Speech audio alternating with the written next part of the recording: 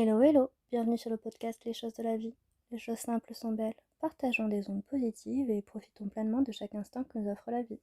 J'espère que mon contenu te plaira et je te dis à très vite. La routine tue-t-elle vraiment l'amour ? La routine.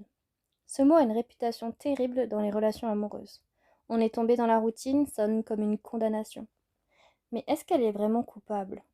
Ou est-ce qu'on lui fait porter le chapeau de quelque chose de plus complexe ? On remet la routine à sa place aujourd'hui. Voici ce qu'une personne nous dit. La routine, c'est aussi la sécurité. C'est savoir que l'autre sera là. C'est les petits rituels qui créent l'intimité. Le café du matin ensemble, le film du vendredi soir, la façon dont vous vous souhaitez bonne nuit. Ces habitudes ne sont pas l'ennemi de l'amour. Elles peuvent en être l'expression la plus profonde. Le problème, ce n'est pas la routine elle-même, c'est la routine accompagnée d'une présence absente. Être là physiquement, mais déjà ailleurs. Partager le même espace sans vraiment se voir. Se parler sans vraiment s'écouter.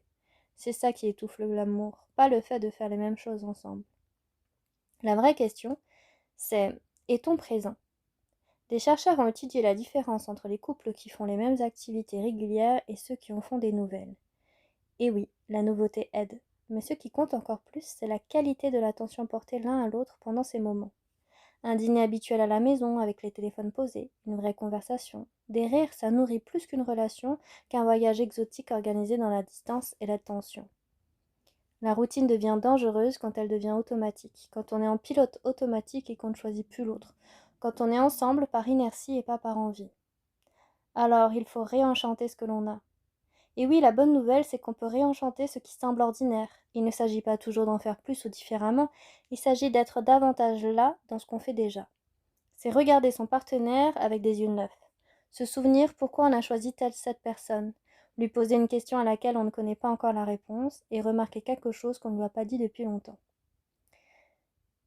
Le couple thérapeute John et Julie Gottman parlent du concept de maps affectives. Connaître la carte intérieure de son partenaire, ses rêves, ses peurs, ses désirs du moment, et cette carte change. Alors restez curieux de qui est devenue la personne que vous aimez. La routine ne tue pas l'amour, l'indifférence le fait. La présence dans la routine, voilà où se loge la vraie intimité. Et ce trésor-là, il faut le choisir tous les jours. Merci d'avoir écouté mon podcast. Je te dis à la prochaine et en attendant, prends bien soin de toi.